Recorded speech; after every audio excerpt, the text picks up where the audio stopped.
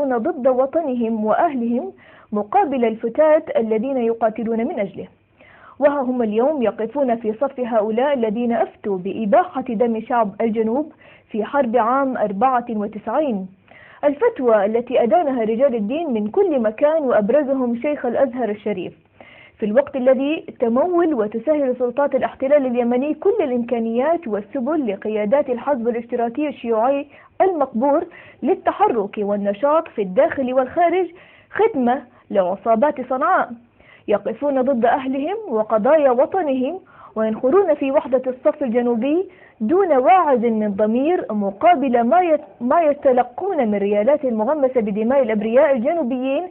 يجد في نفس الوقت أن سلطات الاحتلال تقمع وتلاحق العلماء الجنوبيين الأجلاء من رجال الدين لأنهم يقولون الحق ويبنون شرعية النضال التحرري الجنوبي.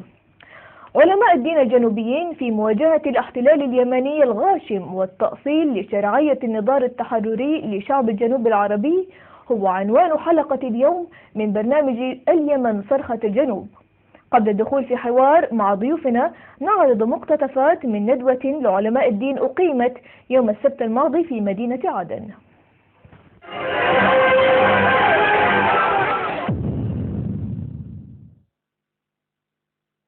الحاكمية لله والسبل لقيادات الحزب الاشتراكي عنوان كبير المقبور للتحرك وهو أساس في الداخل ما والخارج يعتمد الآن في ساحات السياسة والديمقراطية في بلادنا العربية والإسلامية. وقضايا وطنهم كيف يكون هذا العنوان دون واعظ في مفهوم الدولة مقابل المدنية ما يتلقون الحديثة من ريالات مغمسة بدماء الأبرياء الجنوبيين؟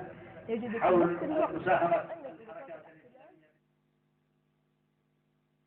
الأجلاء من رجال الدين لأنهم يقولون الحق ويبنون شرعية النضال التحرري الجنوبي.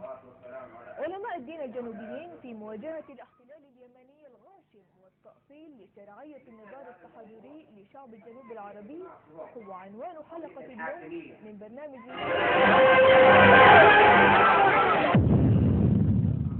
مقتطفات من ندوة لعلماء الدين.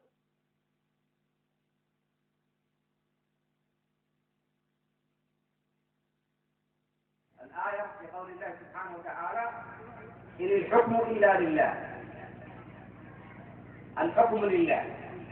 لو جاء إنسان بسيط ممن يسمع الكلام على الواقع الآن اليوم في بلادنا، عدة تيارات إسلامية مختلفة وكلها ترفع الشعار لكنها تختلف، من سلفية جهادية، سلفية سياسية، سلفية يعني تقليدية، إخوان